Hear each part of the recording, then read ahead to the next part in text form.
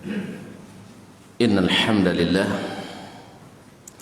نحمده ونستعينه ونستهديه ونستغفره ونتوب إليه ونعوذ بالله من شرور أنفسنا ومن سيئات أعمالنا من يهده الله فلا مضل له ومن يضلل فلا هادي له أشهد أن لا إله إلا الله وحده لا شريك له وأشهد أن محمدا عبده ورسوله لا نبي بعده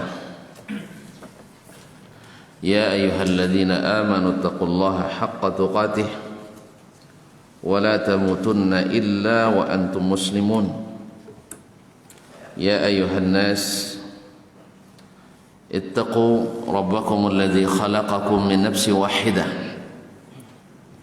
وخلق منها زوجها وبث منهما رجالا كثيرا ونساء واتقوا الله الذي تساءلون به والأرحام إن الله كان عليكم رقيبا يا أيها الذين آمنوا اتقوا الله وقولوا قولا سديدا يصلح لكم أعمالكم ويغفر لكم ذنوبكم ومن يطع الله ورسوله فقد فاز فوزا عظيما أما بعد فإن أصدق الحديث كتاب الله وخير الحدي حدي محمد صلى الله عليه وسلم وشر الأمور محدثاتها وكل محدثة بدعة وكل بدعة ضلالة معاشر المسلمين معاشر المسلمات الحاضرين والحاضرات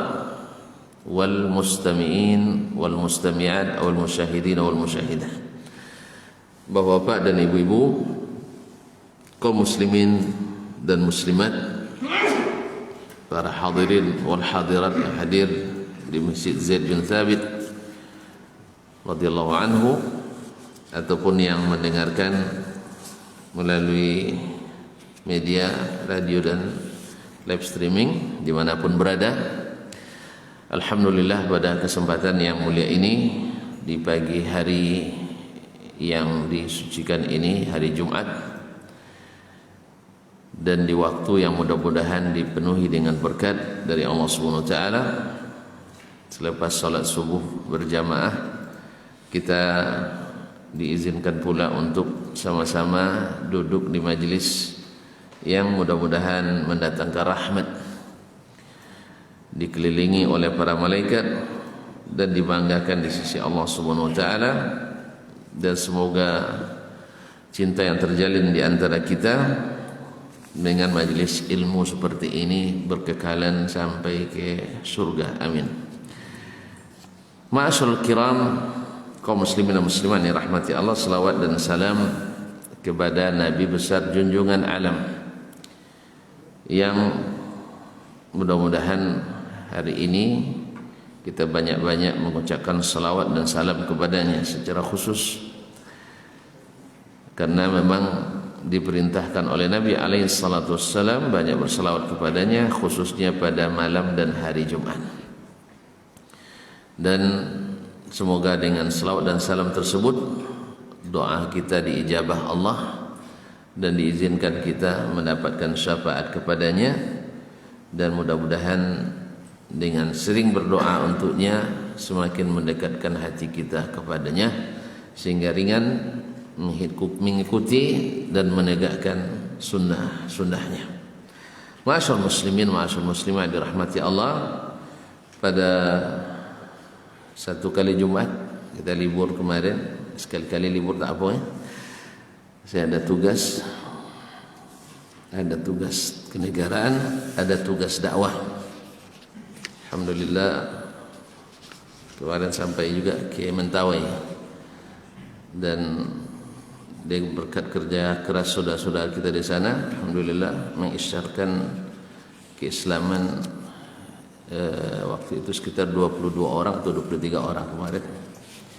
Sebenarnya dari total 58 orang, tapi karena kami lama diombang-ambingkan gelombang dari perjalanan yang harusnya 4 jam, alhamdulillah sampai hampir 12 jam.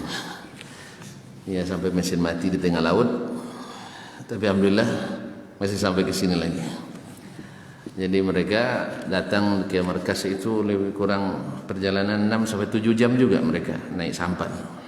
Jadi karena kita terlambat, sebagian besar sudah pulang. Sehingga yang sempat bertemu waktu itu sekitar 22 orang, beberapa keluarga.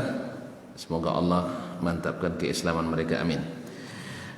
Oleh sebab itu saya minta maaf pekan kemarin itu tidak bisa hadir, dan insyaallah pagi ini kita mulai kembali. Qala al-Imam Asy-Syafi'i rahimahullah, babu bayani ma nazala min al-kitab 'amma adh-dhahiri yuradu bihi kullihi al-khas. Bab tentang keterangan ayat atau Al-Quran turun, ayat-ayat Al-Quran yang turun ammad zahir, bersifat umum pada zahirnya, artinya kharaja makhrajal umum, yuradu bihi kullihil khas, padahal walaupun lafaznya adalah bersifat umum, tetapi yang dimaksud dengannya adalah semuanya dalam satu ayat atau beberapa ayat itu adalah makna khusus, atau yang dimaksud adalah khusus atau orang-orang tertentu. Yang sebelumnya ada sebagiannya khusus, sebagiannya umum. Ada yang memang yang dimaksud umum tapi masuk sebagian khusus dalamnya. Hal ini tidak. Ayatnya, lafaznya ketika dibacakan bersifat umum, artinya meliputi semua orang yang masuk padanya nama yang terdapat dalam lafaz tersebut, tetapi maknanya adalah makna khusus. Imam Asy-Syafi'i rahimahullah ta'ala sengaja menyebutkan model-model atau manhaj bahasa Arab Al-Quranul Karim seperti ini, karena memang ini berlaku pada bahasa Arab itu sendiri. Mereka mengatakan bahasa umum tapi yang dimaksud adalah khusus. Oleh sebab itu, kenapa pula Imam Asy-Syafi'i memulai dengan ayat Al-Quran pula? Karena siapa yang bisa menerapkan dalam Al-Quran, padahal Al-Quran itu lebih banyak daripada As-Sunnah yang mengandung multi tafsir, bisa ditafsirkan dengan berbagai penafsiran. Nah, bila ini bisa dipahami dari Al-Quranul Karim, maka As-Sunnah insyaAllah mengikuti, karena As-Sunnah lebih detail dan lebih terperinci. Sampai-sampai ada ulama di kalangan tabi'in mengatakan, lal kitabu ahwaju ila sunnati minas sunnati ilal kitab, bahwasanya Al-Quran lebih membutuhkan sunnah daripada as-sunnah membutuhkan Al-Quran. Maksud beliau bukanlah Al-Quran sunnah lebih tinggi, tidak. Ya, seperti anggapan sebagian orang ketika kita bicara tentang sunnah seolah-olah sunnah lebih tinggi dari Al-Quran. Bukan. Ini salah paham, atau jangan-jangan sengaja salah paham. Kita mengatakan sunnah kenapa? Karena Nabi yang mengatakan seperti itu, alaikum bisunnati, dan sahabat mengikutinya. Bila ada orang yang berhujjah kepadamu dengan ayat Al-Quran, jawab dengan sunnah. Apa sebab? Sebab Al-Quran itu bisa multi tafsir, berbagai tafsir. Nah, gimana menentukan tafsirnya yang benar? Dengan tafsirnya As-Sunnah An-Nabawiyah. Karena Nabi alaihissalatu wassalam sunnahnya adalah petunjuk teknis dan pelaksanaan dari aturan umum yang Allah turunkan dalam Al-Quranul Karim. Seperti yang sudah kita pelajari sebelumnya, bahwa Al-Quran itu ada yang di dalamnya hukum asal dan detil, petunjuk pelaksanaan teknis. Ada yang Al-Quran turun dengan hukum asal secara umum, sebagian teknisnya dijelaskan dan sebagian lain ada dalam sunnah. Ada yang turun secara umum saja hukum pokok, lalu datang as-sunnah menjelaskannya, dan kemudian ada pula yang sama sekali tidak ada hukum pokoknya dalam Al-Quran, tapi hanya dalam sunnah Nabi SAW. Dengan kata lain, bahwa bila seseorang menguasai atau melaksanakan sunnah secara komprehensif, secara menyeluruh, maka Al-Quran telah teramalkan. Karena tidak mungkin Nabi keluar dari Al-Quranul Karim, dengan catatan itu sahih dan thabit dari Nabi SAW dan belum dinasakh. Oleh sebab itu maka Imam Syafi'i mulai dengan mempelajari Al-Quranul Karim. Karena apa? Karena Al-Quran mengandung lebih banyak multi tafsir, atau mengandung lebih banyak tafsir. Jadi bayanu ma nazala minal kitab, keterangan tentang ayat yang turun dalam Al-Quran, amma zahir, bersifat umum secara zahirnya, yuradu bihi kullihil khas, padahal yang dimaksud dari semuanya adalah makna khusus. Beliau berikan contoh. Wa qala Allah tabaraka wa ta'ala, Allah tabaraka wa ta'ala berfirman, allazina qala lahumun nas, orang-orang yang berkata kepada mereka umat manusia. An-nasu, an-nas adalah ismul jins, masuk kepadanya alif dan lam, maknanya al-istighraq. Artinya makna kalimat insan atau nas itu adalah isim jenis manusia, semuanya masuk dalamnya. Ditambah lagi dengan alif dan lam tufidul istighraq, yang maknanya adalah meliputi dan menyuluh. Jadi semua manusia masuk dalam seruan ini. Seolah-olah manusia semuanya dalam lafaznya manusia masuk. Allazina qala lahumun nas, orang-orang yang berkata kepada mereka umat manusia semuanya. Makna umumnya ini yang dikatakan kepada mereka oleh manusia. Innan nas, masuk lagi innan nas, sesungguhnya manusia. An-nas seolah-olah seluruh manusia.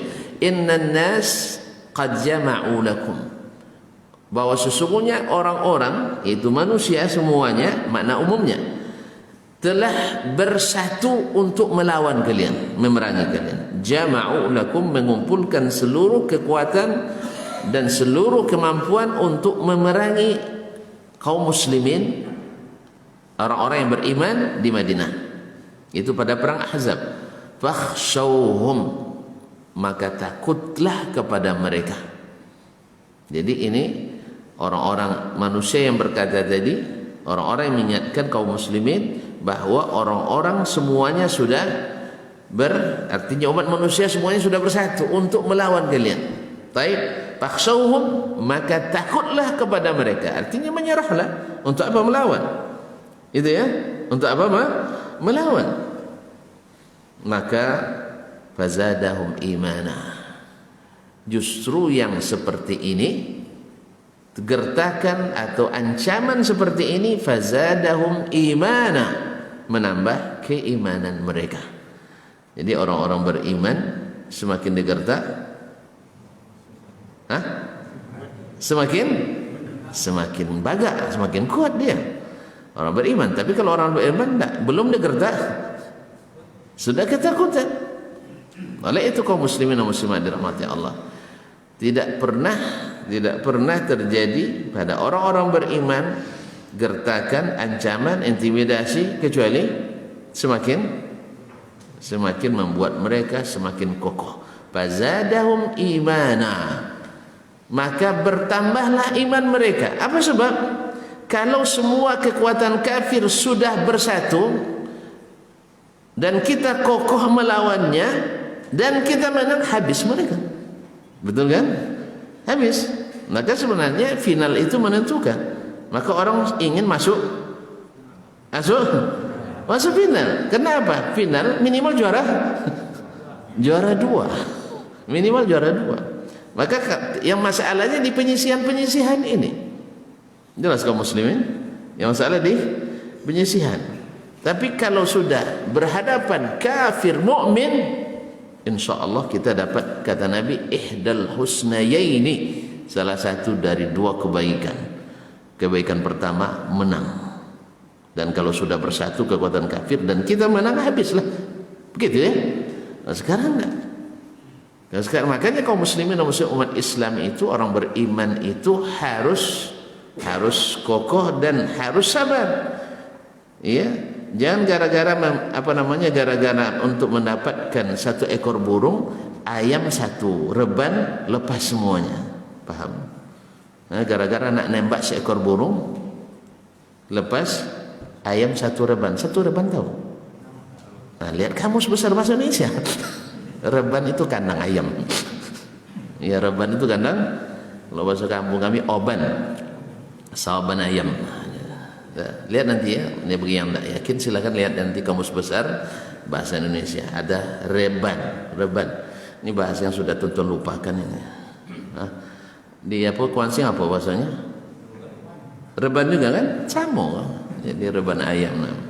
Ini orang sudah pakai kandang karena tidak pakai reban lagi.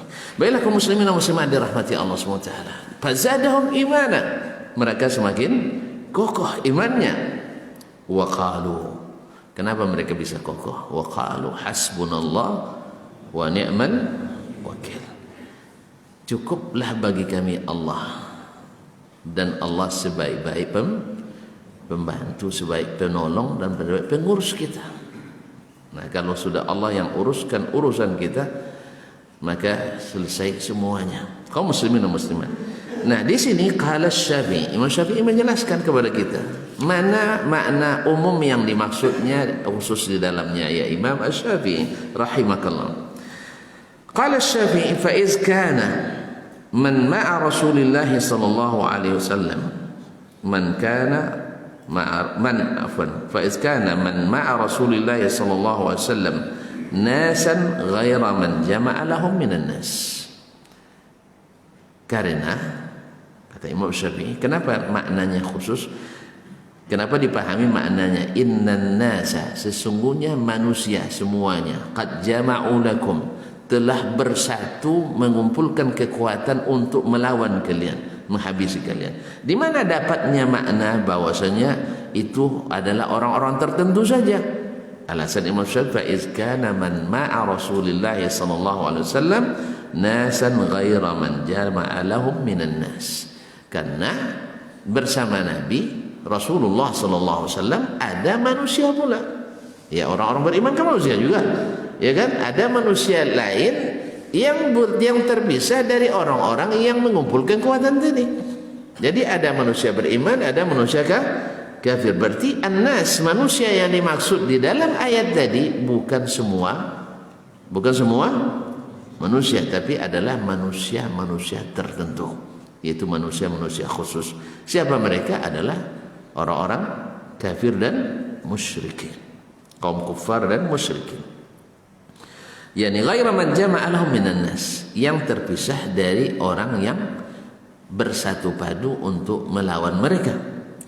Wa kana al-mukhbiruna lahum nasan ghaira man jumi'a lahum, dan yang memberitahukan pula, yang menyampaikan ancaman berita atau menyampaikan berita ancaman ini sekelompok manusia pula.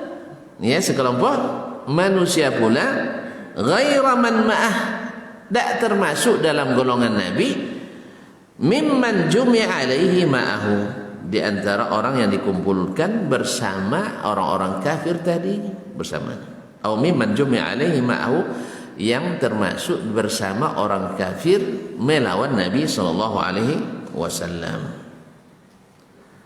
Wa kana al-jami'una lahum nasan, dan orang-orang yang mengumpulkan itu juga segolongan manusia. Artinya yang bersatu, yang mengumpulkan kekuatan ini sekelompok pula. Yang mengancam, menyampaikan berita ancaman ini sekelompok pula. Yang bersatu padu itu adalah sekutu kafir dan musyrik. Yang menyampaikan berita yang menakut-nakuti ini adalah sekelompok manusia, itu kaum munafikin. Jadi kaum munafikin itu selalu kerjanya melemahkan semangat kaum muslimin. Apa sebab?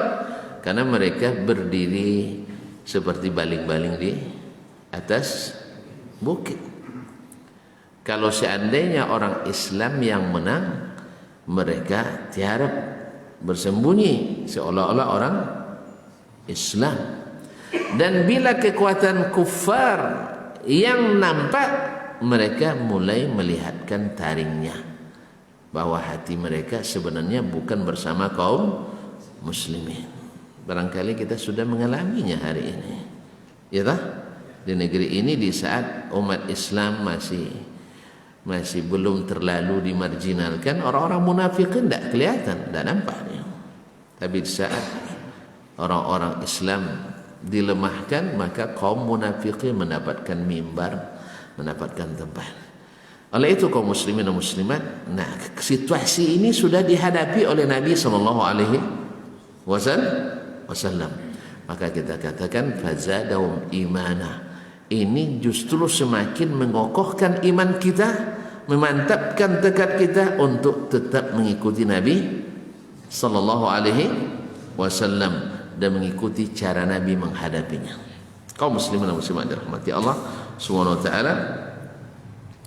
Fad-dalalatu bayyinatun, maka ad-dalalah yaitu tunjukkan ayat ini bahwa yang dimaksud adalah khusus dari ayat yang bersifat umum sangat jelas. Bayyinatun, sangat jelas. Karena memang tidak semuanya yang bersatu melawan kaum muslimin itu orang-orang kufar wal musyrikun, yang menyampaikan berita yang menakut-nakuti dan menggentarkan kaum muslimin itu adalah kaum munafikin, dan yang terancam itu adalah manusia lain lagi, yaitu orang-orang yang beriman. Nah, bayyinatun mimma wasaftu, sangat jelas dari apa yang sudah aku sebutkan. Nabi Imam Syafi'i tadi memilah mereka yang memberi berita lain, yang disampaikan kepadanya berita lain, dan yang diceritakan dalam berita itu lain manusianya. Maka min annahu innama jama'a lahum ba'dun nasi duna ba'din. Dengan demikian dipahami bahwa yang berkumpul, bahwa yang bersatu, bahwa yang mengumpulkan kekuatan itu adalah sebagian manusia saja, tidak semuanya, hanya orang-orang musyrikin Arab. Orang-orang musyrikin Arab yang bersekongkol dengan orang-orang Yahudi yang ada di Jazirah Arab. Adapun orang-orang Romawi, adapun orang-orang Persia pada saat itu belum masuk ke dalam perseteruan ini. Mereka belum, walaupun mereka secara secara politis pasti mendukung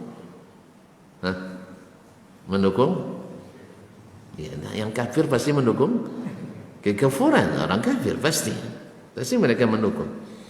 Cuman mereka secara langsung belum berhadapan dengan orang-orang Islam. Itu ada hikmahnya, karena kaum muslimin belum memiliki kekuatan yang besar untuk menghadapi imperium besar tersebut.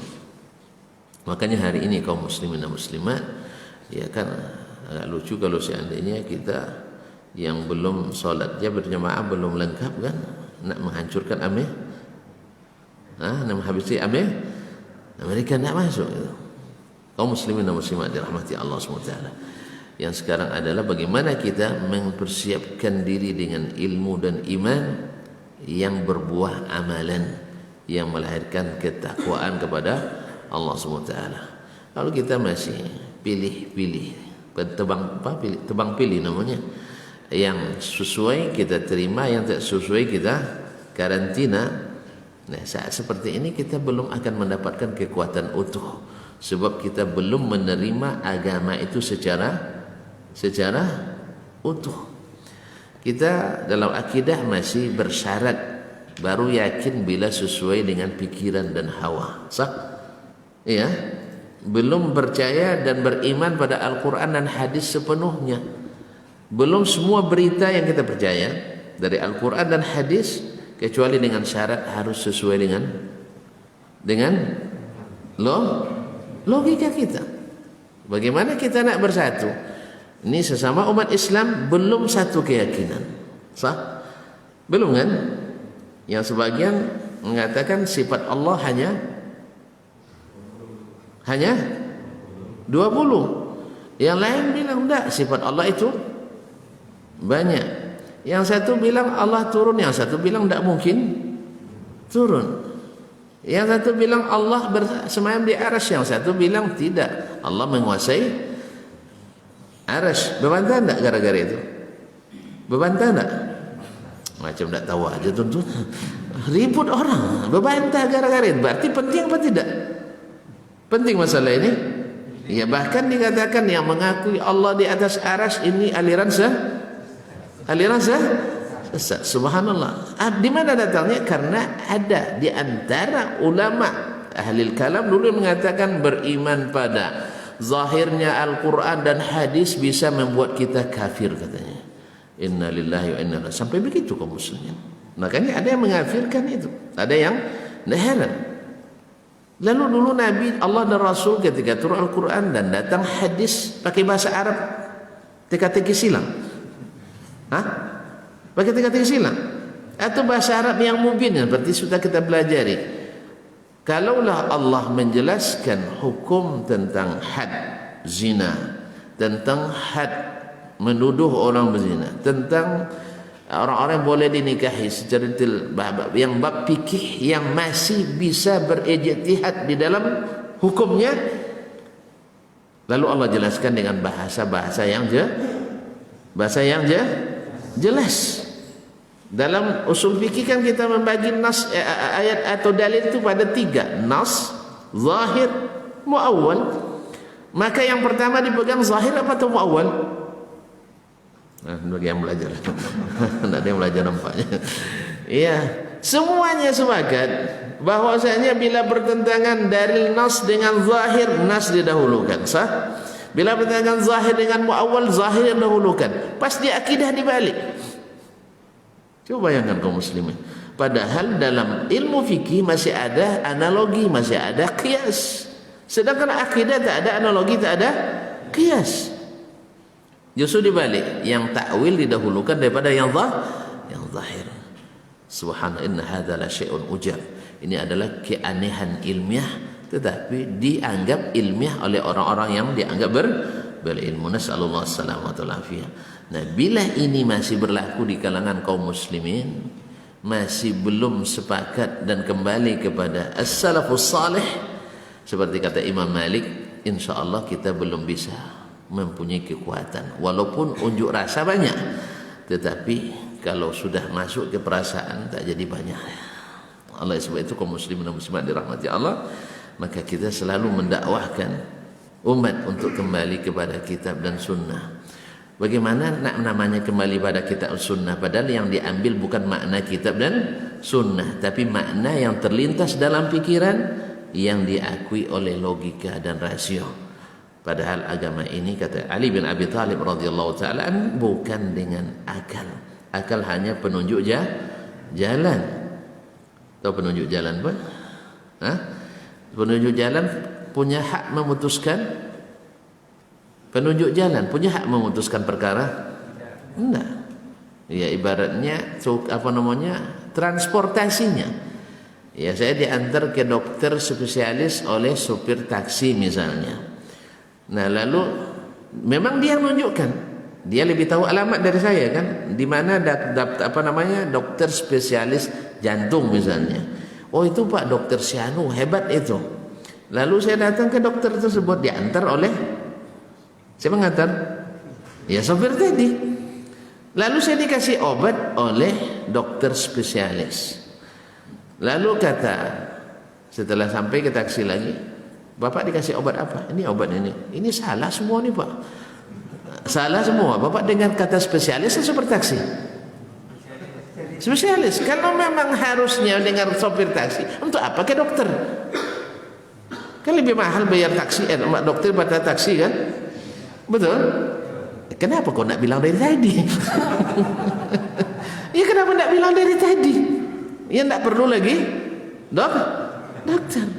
Kalau memang akal juga yang akan maju, tuan-tuan, bubuan, untuk apa lagi kita pakai Al-Quran dan hadis? Jadi inti sebenarnya kaum muslimin Al-Quran dan hadis tak dipakai. Yang dipakai adalah perkataan sopir taksi tadi. Jelas, Pak? Kenapa? Semua yang dikatakan dokter kalau tak sesuai menurut sopir ini ditinggalkan. Mau, tuan-tuan?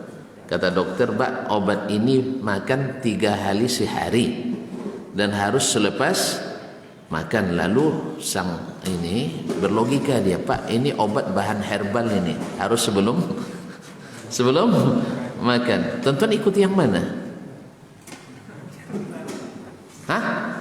Sebab dokter tadi bicaranya tidak jelas itu, Pak. Yang bicara jelas itu saya, kata. Jadi oleh itu kaum muslimin, ini kelucuan ilmiah yang terjadi, di mana orang-orang mensyaratkan beriman pada Al-Quran dan hadis harus sesuai dengan logika dan teori atau metodologi ilmiah yang mereka buat sendiri. Disinilah masalah itu timbul kaum muslimin yang tak pernah terjadi di zaman as-salaf. Maka Imam Malik rahimahullah mengatakan, la yasluhu akhiru hadhil ummah illa bima saluha bihi awwaluha. Akhir umat ini takkan salih kembali karena as-salaf itu salih. Ya tak? As-salaf itu salih. Kalau khalaf, ada yang talih, ada yang salih. Kapan salihnya? Bila kembali kepada metode manhajnya as-salaf as-salih. Dan yang paling utama itu dalam masalah akidah ini. Al-Quran turun dengan bahasa Arab yang mubin. Makanya lama kemarin Imam Syafi'i menjelaskan bahwa Al-Quran dengan bahasa Arab, bukan gaya bahasa Yunani, bukan bahasa Persia, bukan bahasa Romawi, tapi bahasa bilisanin Arabiyyin mubin.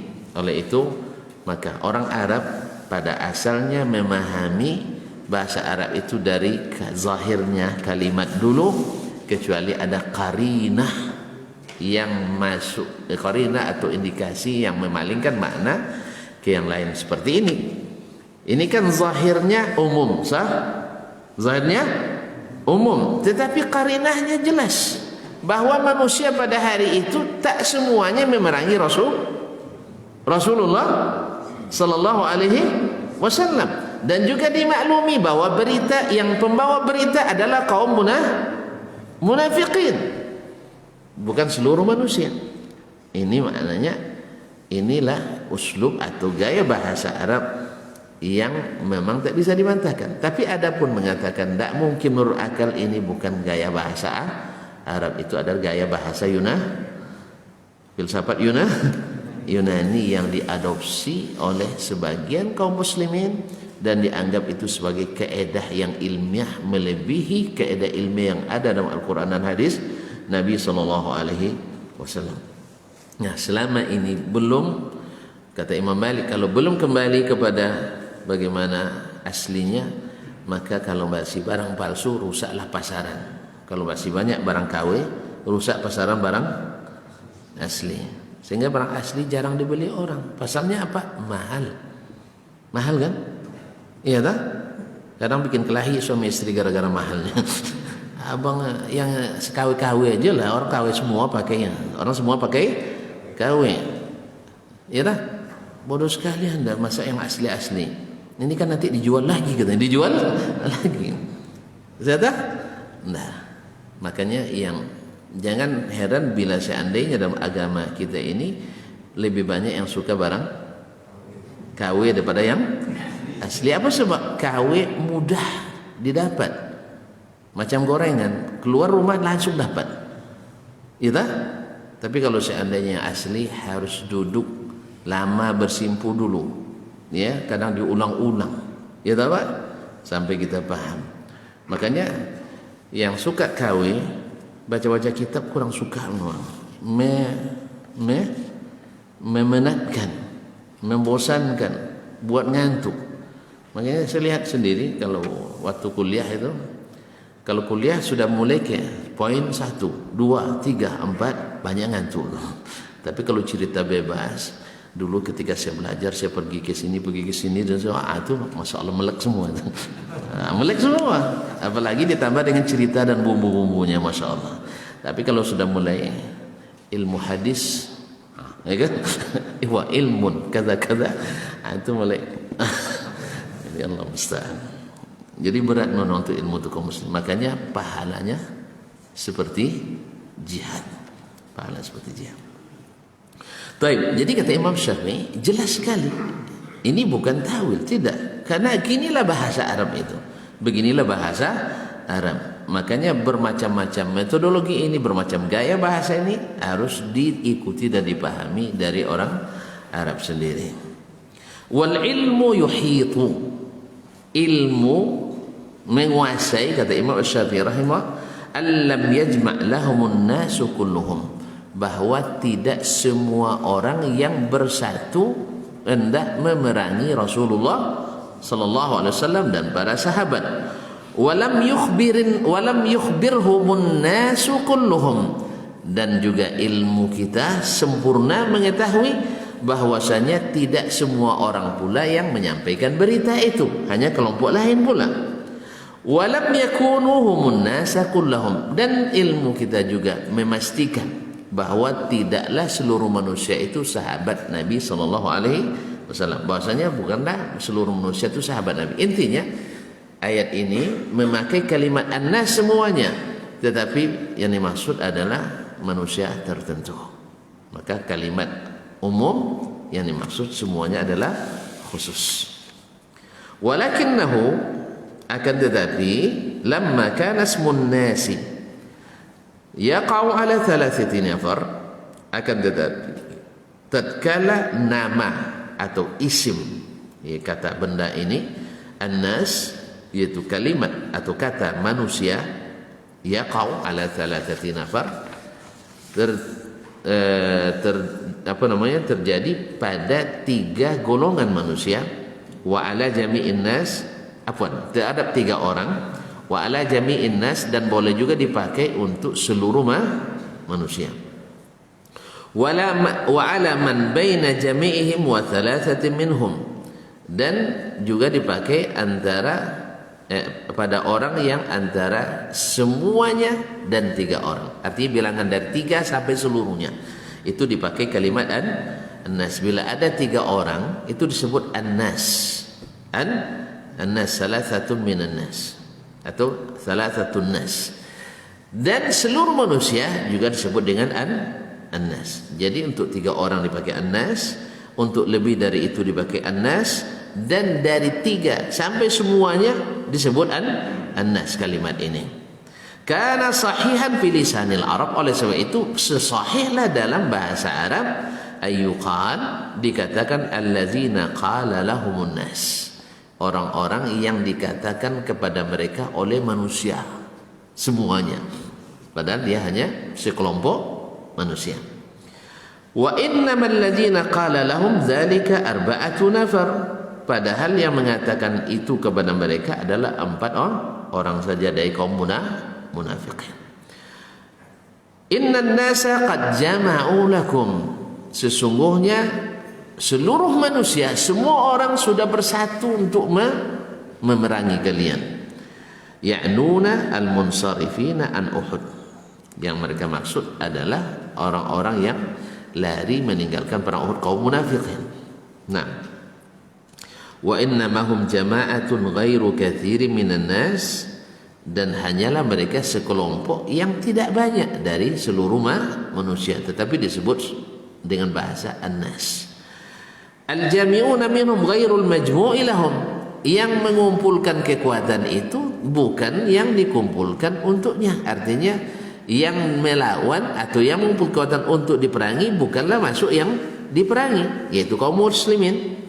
Wal mukhbiruna lil majmu'i lahum ghairut ta'ifataini, dan orang-orang yang memberitakan tentang kaum muslimin yang Mana kaum kafirin bersatu untuk melawan mereka? Ghairut ta'ifataini, tidak masuk dalam dua golongan tadi. Orang kafir tidak, maksudnya musyrikin, dan tidak termasuk kaum mukminin, tapi mereka adalah kaum munafiqin.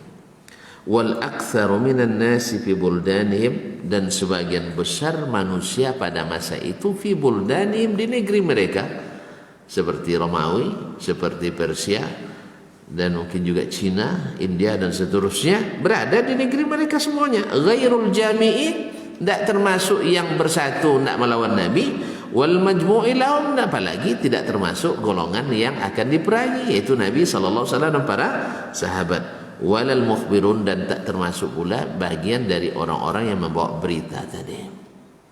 Jadi masih banyak manusia lain. Nah, keadaan nyata ini, fakta ini menunjukkan bahwa kalimat an-nas yang digunakan dalam Al-Quranul Karim, walaupun maknanya secara zahir bersifat umum, tapi pasti maksudnya adalah khusus.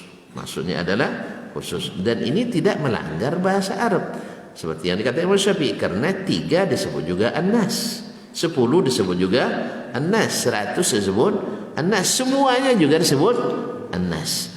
Makanya peran indikator atau indikasi keadaan juga menunjukkan makna dari sebuah lafaz yang diriwayatkan. Oleh itu kaum muslimin dan muslimat dirahmati Allah Subhanahu wa taala, sebagaimana dalam hadis misalnya bahwa Nabi di akhir hidupnya mengatakan ba'da mi'ati sana, setelah 100 tahun, la yabqa mimman ala wajhil ardil yawma nafsun manfusa ahad, bahwa setelah 100 tahun dari sekarang tidak ada lagi satu jiwa pun yang bernapas yang masih tertinggal di atas permukaan bumi. Maksudnya mana? Apakah seluruh yang bernapas? Enggak, maksudnya adalah sahabat Nabi sallallahu alaihi wasallam. Buktinya apa? Karena orang kafir masih ada. Ya, Pak ya. Orang-orang kafir masih ada. Kemudian binatang-binatang masih hidup. Jadi yang dimaksud oleh Nabi adalah para sahabat. Dan memang yang terakhir wafat itu tahun 103 Hijriah, dan ini adalah sahabat yang paling terakhir wafat. Berarti setelah 100 tahun. Makanya kalau ada yang mengaku jadi sahabat Nabi padahal dia wafat 115 misalnya, maka kita katakan Anda telah berbohong. Perlu diteliti, karena tidak ada sahabat yang meninggal di atas itu lagi. Jelas? Makanya sejarah ini membuat kita menentukan. Jadi maknanya tadi kan lafaznya umum, satu pun yang bernapas, jiwa yang bernapas, pada maksud Nabi adalah kaum muslimin. Ini dan seperti ini nanti akan disebutkan oleh Imam Syafi'i contoh-contoh lain lagi, seperti ayat yang kedua ini. Berkata Imam Syafi'i rahimahullah, wa qala ya ayyuhan nas duriba mathalun fastami'u lah, innal ladzina tad'una min dunillahi la yakhluqu dhubaban walau ijtama'u lah wa an yaslubhumudz dhubabu syai'an la yastanqidhuhu min dha'ufat talib wal matlub. Insyaallah kita syarahkan ini pada kesempatan pekan depan insyaallah taala. Yang intinya adalah bab ini Imam Asy-Syafi'i ingin menjelaskan bahwasanya Al-Quran harus dipahami dengan bahasa Al-Quran sendiri, bahasa Arab sendiri, bahwa di antara kalimat-kalimat atau ayat-ayat itu ada yang sifat zahirnya bermakna umum, tetapi yang dimaksud adalah makna khusus semuanya, dan itu ada dalam bahasa Arab. Makanya tidak bisa diartikan asal ada makna umum kita pakai, tidak. Nah, disinilah yang tidak memahami ini lalu nanti menerapkan ayat-ayat yang umum lalu digunakan untuk sesuatu yang khusus misalnya, padahal tidak dimaksud makna khusus. Dan ada pula yang ayat yang maknanya khusus tapi digunakan untuk secara umum. Oleh itu kaum muslimin dan muslimat memahami ini bagi para ahlul ilmi, para ulama, para penuntut ilmu sangat penting. Ya sangat penting supaya tidak salah dalam memaknai Al-Quran, memaknai hadis-hadis Nabi SAW, bahkan memaknai perkataan ulama, karena tidak sedikit ya, karena tidak memahami uslub seperti ini, perkataan ulama pun salah kita pahami, seperti yang saya contohkan kemarin. Imam Asy-Syafi'i mengatakan qauli sawabun yahtamilul khata' wa qawlu ghairi khata'un yahtamilus sawab. Jelas ya? Imam Syafi'i mengatakan pendapatku menurut keyakinanku benar, tapi mungkin saja salah. Sebagaimana dalam keyakinan saya, pendapat seorang lain yang berbeda dengan saya yakini itu salah. Dan kemungkinan dia yang benar. Imam Syafi'i benar dalam ungkapannya ini, dan ini yang hak, ini yang benar, bahwa pendapat kita sekarang kan meyakini itu yang benar kan, mungkin saja yang lain yang benar, kita yang salah. Betul kan? Betul. Makanya tidak boleh memaksakan pendapat kita pada orang lain, tidak boleh, karena mungkin dia yang benar. Tapi apakah karena kemungkinan itu kamu benar, saya benar juga? Enggak. Saya tetap meyakini ini yang benar selama itu pendapat. Ini dijadikan oleh orang dalil, tidak boleh menyalahkan pendapat lain. Keliru. Ini keliru. Apa sebab? Karena Imam Syafi'i berbicara dalam konteksnya adalah pendapat, bukan firman Allah dan sabda Rasulullah sallallahu alaihi wasallam. Di mana kita pahamnya? Dari perkataan Imam Syafi'i yang lain. Apa kata Imam Syafi'i rahimahullah dan imam-imam mazhab yang lain, semakna, rata-rata semakna perkataannya, tidak halal seseorang mengambil pendapatku sampai dia tahu apa dalil saya. Jadi antara dalil dan pendapat kan beda kan? Antara dalil dengan pendapat sampai dia mengetahui dalil saya. Artinya apa? Harus dalil Imam Syafi'i apa ini? Hadis misalnya. Baik, hadisnya sahih apa tidak? Kalau ternyata sahih, alhamdulillah. Lalu kita lihat lagi istidlalnya benar atau salah. Ada kemungkinan ini yang dia maksud. Cara mengambil dalilnya benar atau salah. Tapi kalau sudah bahasanya Al-Quran dan hadis, kata Imam Syafi'i begini, dia katakan la yahillu li ahadin idza istabanat lahu sunnah ay yatrukaha li qawli ahadin kainan man kan.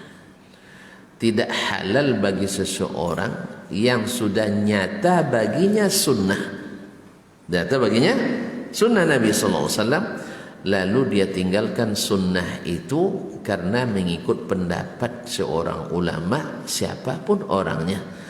Berarti harus bedakan antara dalil dengan pendapat. Jadi ada yang sifatnya ijtihad, karena ijtihad itu adalah yang tidak ada dalil khususnya, lalu diambil dalil umum, lalu dia berijtihad. Nah ini yang dimaksud oleh Imam Syafi'i qauli sawabun yahtamilul khata' itu. Tapi kalau sudah nas dari Nabi, dari Allah dan Rasulullah sallallahu alaihi wasallam, maka ulama sepakat lajtihada ma'an nas. Tidak boleh lagi berijtihad ketika ada nas dalam masalah itu. Nas itu artinya oleh para ulama usul fikih mengatakan nas itu la yahtamilu akthar min makna. Tidak mengandung lebih dari satu makna, atau la yahtamilu, tidak ada ihtimalnya. Tapi kalau masih ada ihtimal itu tidak nas namanya. Mungkin zahir, mungkin muawwal. Oleh itu kaum muslimin dan muslimat dirahmati Allah, tingkatan-tingkatan dalil ini harus kita pahami, khususnya bagi para ulama dan penuntut ilmu. Kalau orang-orang yang tidak berilmu tentu saja mengikut ulamanya, mengikut ulama yang mereka percaya. Nah ulama yang dipercaya ini harus benar-benar memahami makna perkataan alim yang dia nukil. Karena tidak sedikit orang menggunakan perkataan ulama padahal maknanya bukan itu yang dimaksud, bukan itu yang dimaksud. Ya, Allah musta'an wa alaihi tuklan. Dan tentu saja hanya Allah yang memberikan taufik kepada kebenaran. Maka Imam Syafi'i katakan kalau nyata sunnah tak boleh lagi meninggalkannya. Kalau nyata, ya. Tapi kalau masih ihtimal mengandung multi makna, maka di saat itulah kita katakan saya pendapat saya ini, mungkin Anda benar, tetapi saya meyakini yang ini sampai datang dalil yang menguatkan pendapat Anda. Saya kembali ke situ. Maka di sini harus saling menghormati, ya, menghormati perbedaan pendapat ini. Tidak boleh memaksakan pendapat. Tapi kalau sudah dalil, yang satu pendapatnya lemah dalilnya, yang satu pendapatnya kuat dalilnya, maka ilmu mewajibkan kita untuk meluruskan yang menguatkan yang lemah, mengembalikannya jalur utama. Itu wajib, ya, bagi yang berilmu. Makanya kitab-kitab ulama kita penuh, dari kitab fikih, kitab akidah, kitab apapun penuh dengan hal ini. Si fulan mengatakan ini dalilnya, ini si fulan mengatakan ini dalilnya. Yang sahih, kalau dia bilang yang sahih berarti yang lain ya tidak sahih, berarti menyalahkan. Biasa dalam ilmu itu biasa menyalahkan yang salah, itu wajib. Dan memperkuat yang hak itu, yang benar itu wajib. Oh enggak, menurut antum itu benar, menurut saya silahkan, tidak ada masalah, salahkan pendapat saya. Saya juga tidak boleh marah, tidak boleh jengkel bila pendapat saya disalahkan, tidak ada masalah. Cuman dengan dalil, bukan dengan hawa. Karena menyalahkan itu tidak selamanya merendahkan. Ya, antum berani menyalahkan Imam Nawawi kan, misalnya kan. Ya kalau gitu kita jawab pula, antum berani menyalahkan Nabi. Gitu. Kan misalnya Imam Nawawi mengatakan ini disunahkan misalnya kan, atau dianjurkan. Lalu kita periksa dalam hadis Nabi yang mungkin dilakukannya di zaman beliau tak pernah dia lakukan. Dia katakan antum lebih paham dari Imam Nawawi. Enggak, saya bilang saya tidak lebih paham dari Imam Nawawi, tapi Nabi lebih paham dari Imam An-Nawawi. Jelas ya? Ya, perlu contoh tersinggung ketentuan itu. Kalau sudah mulai contoh aplikasi itu banyak tersinggung jadinya. Iya. Banyak amalan-amalan yang tak ada halangan dilakukan di zaman Nabi SAW. Alasan yang digunakan mengamalkan hari ini ada pada waktu itu. Nah, bikinlah contoh, ya, bikinlah contoh. Menghibur keluarga yang sudah meninggal, ya, sunnah apa tidak? Ya sunnah. Mendoakan sunnah dan sebagainya. Lalu kita lihat apakah Nabi melakukan seperti yang dilakukan oleh banyak kaum muslimin hari ini, walaupun direkomendasi oleh banyak ulama mutaakhirin. Ya kita katakan, misalnya Imam Suyuti mengatakan ini dianjurkan misalnya. Lalu saya katakan tidak dianjurkan. Nanti orang debat saya, antum lebih hebat Imam Suyuti. Demi Allah tidak, saya tidak mungkin lebih hebat dari Imam Asyuti. Imam Asyuti 800 judul kitabnya. Ya, antum ngaku-ngaku lebih Imam Asyuti, bahaya. Tidak ada satu pun kita menyamainya kelingking Imam Asyuti, tidak kita. Cuman kaum muslimin Asyuti tidak mungkin lebih hebat dari Rasulullah SAW. Tidak usahlah Rasulullah, Imam yang 4 saja dulu. Mana hebat Imam Asyuti daripada Imam yang 4? Mana hebat Imam Asyuti daripada Imam Syafi'i? Mana hebat Imam Syafi'i atau Imam Suyuti? Suyuti atau Imam Syafi'i? Ragu tuan-tuan ya. Tuan-tuan, mana yang hebat Imam Syafi'i atau Imam Suyuti? Syafi'i. Tidak ada khilafnya di sini. Buktinya Imam Syafi'i, Imam Suyuti menisbatkan dirinya ke mazhab Imam Syafi'i. Oh enggak, Imam Syafi'i kan kitabnya tidak banyak. Kalau Suyuti banyak kitabnya. Jelas? Nabi tidak ada kitabnya kecuali Al-Quran. Nabi tidak ada kitabnya kecuali Al-Quran. Itu pun belum dibukukan dalam satu mushaf, kecuali dalam dada beliau yang memang dihafalnya. Ada kitab Nabi? Tidak ada. Berarti tidak alim Nabi. Abu Bakar tidak ada kitabnya. Jadi Al-Quran kitab tidak menjadi itu. Cuman kalau dikatakan antum lebih alim dari Suyuti, demi Allah tidak. Antum lebih hebat, tidak. Cuman Nabi lebih hebat. inilah mental penuntut ilmu yang benar itu. Kata Harmalah bin Yahya Tujibi dan murid Imam Syafi'i yang lain senapas dengan beliau mengatakan Asy-Syafi'i habibun ilaina walakinnal haqqa ahabbu ilaina. Imam Syafi'i itu kami cintai. Tonton kalau nak tahu cinta mereka. Ya. Kata Ar-Rabi' bin Sulaiman atau Al-Muzani mengatakan saya tidak pernah sanggup meletakkan gelas ke bibir saya ketika Syafi'i memandang saya. Coba yang ini kalau nak minum pergi belakang dulu. Awak anda ustaz lu minum, awak dah lu minum kan? Itulah cinta mereka. Ini mohon maaf ya, tidak ada masalah, jangan salah paham pula. Nanti pada haus semua enggak. Ini contoh mereka saking sayangnya mereka pada Imam Asy-Syafi'i rahimahullah, dan itu tidak ada pada kita. Dan mereka itu kaum muslimin sampai di antara mereka ada yang mengatakan saya tidak sanggup menunjukkan bagaimana wajahnya Syafi'i itu karena segan dan ta'zim, tidak pernah melihat menatap wajah Imam Syafi'i. Cinta tidak seperti ini? Cinta tidak? Ta'zim tidak? Ta'zim, tapi tidak sampai takdis, tidak sampai mengkultuskan Imam Syafi'i. Ya, kita hormat pada Imam Syafi'i. Buktinya kita tidak keluar dari mazhabnya, artinya tidak keluar dari dari belajar kepadanya. Demikian juga Imam Asyuti, Imam An-Nawawi, Imam Ibnu Hajar dan seterusnya. Karena tidak mungkin kita datang lebih hebat dari mereka. Cuman mereka kita cintai, tapi kebenaran lebih kita cintai. Dan mereka pesan ke kita, jangan taklid pada saya. Lalu udah bilang lah, tapi antum taklid sama Ustaz Dasman katanya. Bukan, saya ngikut Ustaz Dasman itu karena yang dia katakan dengan dalil. Kalau ini ijtihad, ya ijtihad dengan dalil kan mana yang kuat? Dalil lebih kuat. Tapi Imam Suyuti kan sudah baca juga itu dalil, betul. Dan imam yang lain juga sudah baca. Bacaan imam lain beda dengan bacaan Imam Suyuti. Kita ikut imam yang lain. InsyaAllah tidak ada yang keluar kok. Yang ikut yasinan dengan yang tidak ikut yasinan keluar dari pendapat ulama. Hah? Yang yasinan ada ulama, ada kan? Yang tidak ada ulamanya. Hah? Minimal imam yang 4 ada sama kita semuanya. Imam Malik tak pernah ya yasinan, Imam Syafi'i tak pernah. Tapi mereka pernah baca yasin lebih sering dari kita. Kita sekali sebulan cuma. Imam Syafi'i khatam sekali 3 hari. Imam Syafi'i yasinannya 10 kali sebulan. Awak sekali sebulan, itu pun dibagi-bagi pula tuh. Antum salaman, saya salaman. Kalah kita sama Imam Syafi'i yasinannya. Jadi ada ulamanya masih ada. Cuman ulama kita lebih hebat sebab bersama kita ada Rasulullah sallallahu alaihi wasallam. Itu aja. Nabi tak ada bukunya.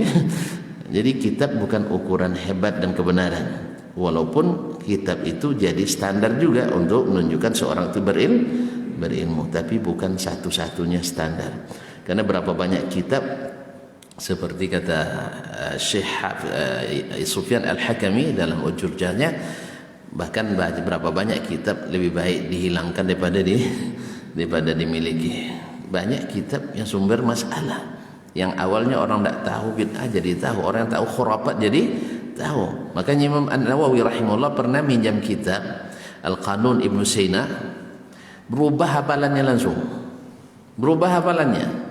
Dia pinjam kita itu mau dia baca karena dia juga ahli kedokteran dia. Jadi berubah hafalannya, dia pikir apa dosa yang saya cari. Karena mereka susah cari dosanya. Kalau kita susah cari kebaikan kita, susah cari dosanya. Apa dosa? Diingat-ingat, salat tepat waktu, salat sunat, salat wajib dan sebagainya, puasa, makanannya terjaga. Subhanallah. Lalu diingat, jangan-jangan ini gara-gara kitab Ibnu Sina ini. Ya kita tidak, ya ini kenyataannya. Lalu dia keluarkan kitab itu dan kembali hafalannya. Subhanallah. Ya subhanallah. Tapi jangan pula di boikot nanti rumah sakit Ibnu. Bukan. Ini ada sekedar nama. Jadi kaum muslimin dan muslimat, karena sudah tercatat dalam ilmuwan muslim salah satunya Ibnu Sina. Ibnu Sina sebenarnya dari sisi akidah sangat berbahaya. Tapi kedokteran Kedokteran itu boleh, jangankan pada orang yang Islam, orang kafir pun boleh kita pakai. Boleh kita pakai, belajar, karena ini tak berubah agama kita. Tapi ini adalah masalah duniawi dan tidak dilarang oleh Allah Subhanahu wa taala mengambil dari manapun. Tapi ngambil agama dari orang kafir itu dilarang karena mereka bukan ahlinya. Tak mungkin kita beriman belajar pada orang kafir, tak mungkin belajar orang beriman kecuali karena mengambil ibrah dari mereka. Wallahu taala alam wa sallallahu ala nabiyyina Muhammadin wasallam. Mudah-mudahan dapat kita pahami dengan baik. Semua yang benar itu semata-mata taufik dari Allah, dan yang salah adalah pasti kelemahan saya, dan dari syaitan. Kepada Allah saya mohon ampunan, dan kepada bapak-bapak dan ibu, saudara dan saudari saya mohon dimaafkan. Wallahu taala a'lam wa sallallahu ala nabiyyina Muhammadin wasallam wa subhanakallah bihamdik asyhadu an la ilaha illa anta astaghfiruka wa atubu ilaik. Wassalamualaikum warahmatullahi wabarakatuh.